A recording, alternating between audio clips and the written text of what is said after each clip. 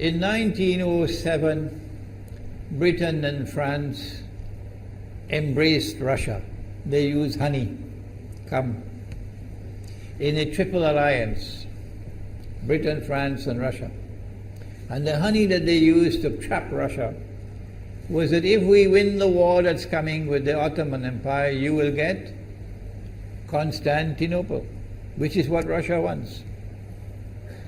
But they promised Russia one thing through the front door, and they took it back through the back door, like what they did to the Arabs. These are people with PhDs in deception. If they tell you that the sun is shining, don't believe them. Go outside and look up in the sky, see whether the sun is shining. When the Russian army had fought in the First World War and had suffered the most losses, the brunt of the kill were Russians. And they were now winning the war. And the Ottoman Empire was collapsing. And the Russian army is only an arm's length away from Constantinople.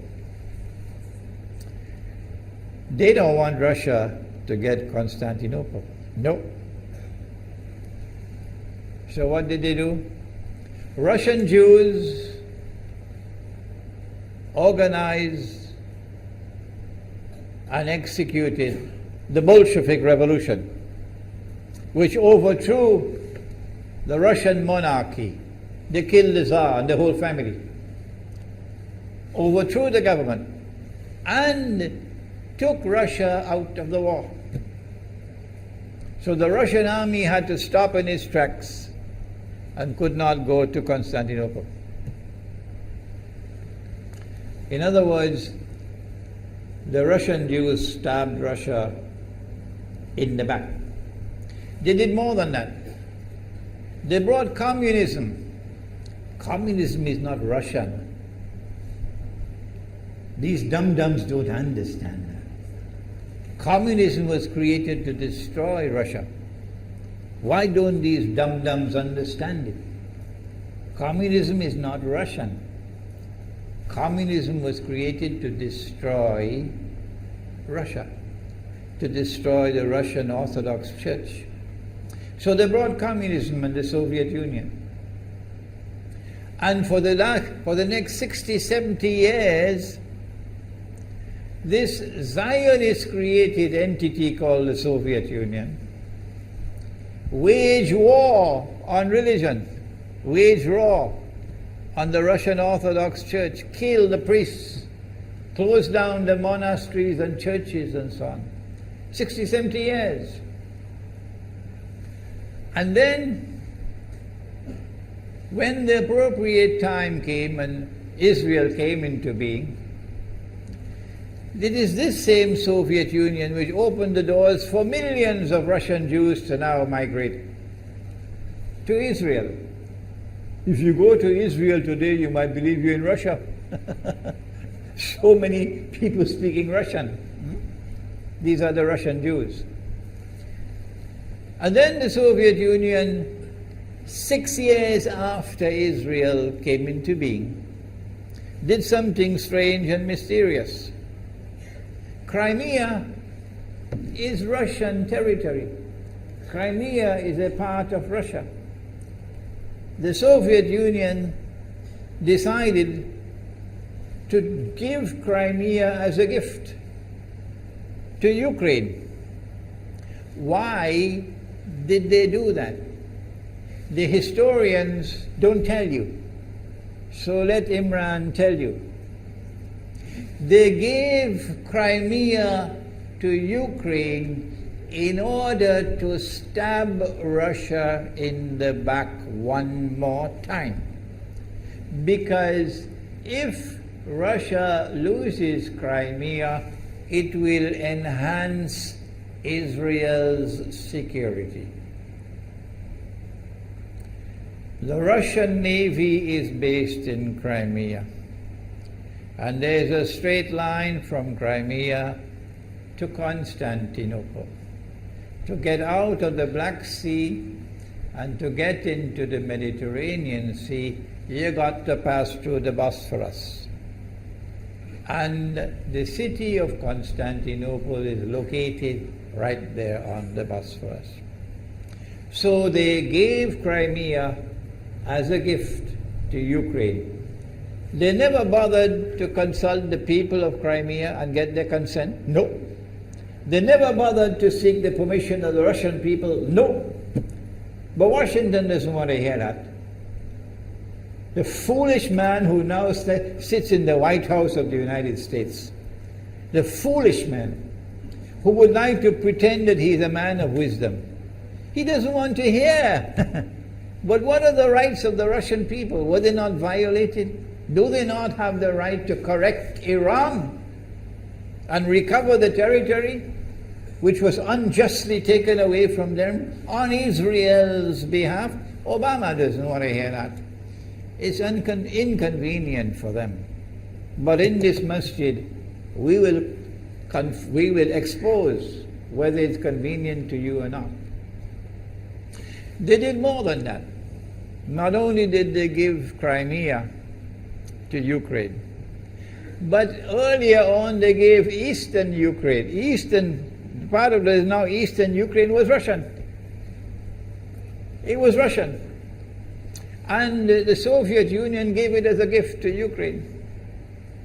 Why is it being given to Ukraine? Answer is that when the proper moment comes, the same people who brought the Soviet Union into being now have a method by which they can cause it to collapse. The method that they're using now in Venezuela, popular demonstrations, they did it in Egypt, they did it in Tunisia. They are masters of that. They did it with the Soviet Union. I used to think that the Soviet Union collapsed because of Allah's kindness. But I was wrong. No, it was the Zionists who brought down the Soviet Union because they didn't need it anymore. Like tomorrow they wouldn't need you anymore, Saudi Arabia. And they wouldn't need you anymore, Islamabad. When will you understand that? They'll just throw you to the dogs. You served them long enough. So they brought down the Soviet Union.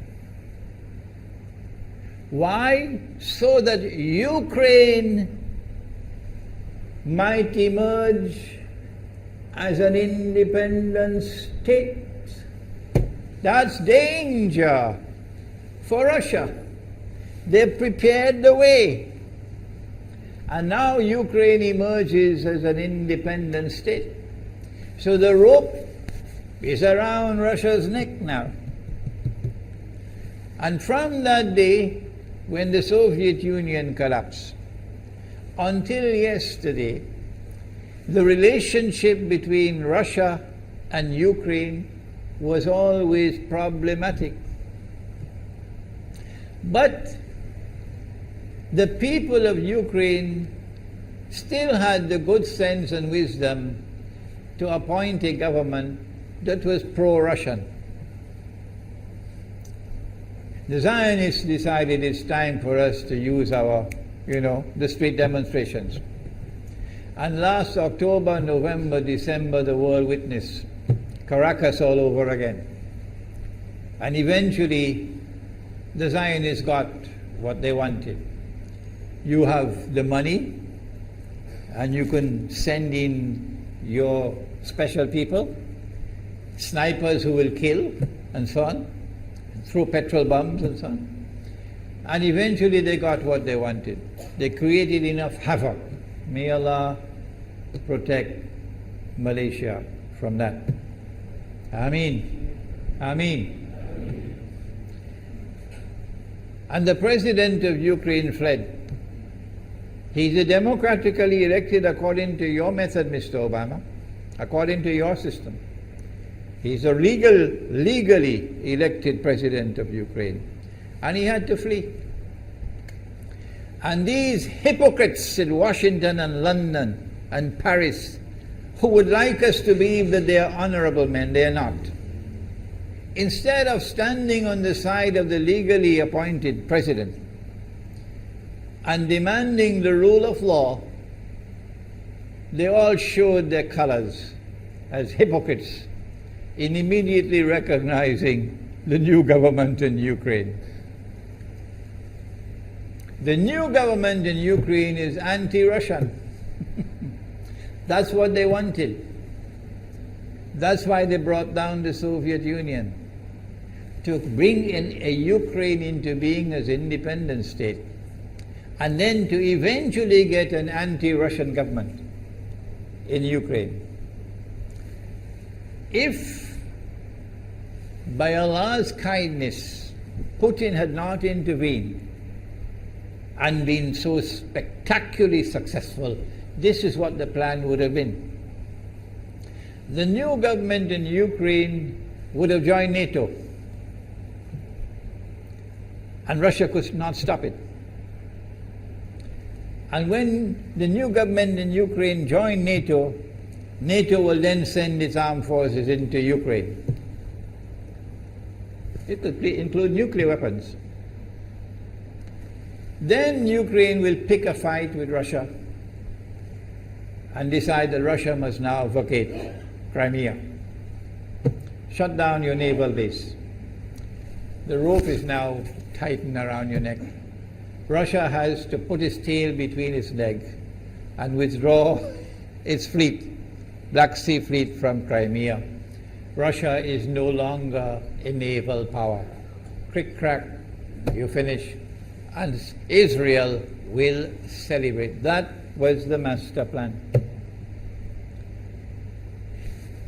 But Allah planned, and Allah's plan was successful. And it is time for the Muslim world to recognize and to see, I cannot influence governments, so what can I do? Don't bother, you waste your time with governments. But the people can understand that this was Allah's plan. They planned, the enemy planned for so long, and at the last moment Allah intervened. And Putin was able to get the people of Crimea to vote in a referendum. And they voted 90-something% in favor of returning to Russia. They were a part of Russia, and they want to return to Russia. So Putin was successful in delivering to the Zionist movement the first defeat it has ever suffered, significant defeat, in the more than 100 years since the Zionist movement was established. If that is not a sign from Allah, it's time for you to wake up.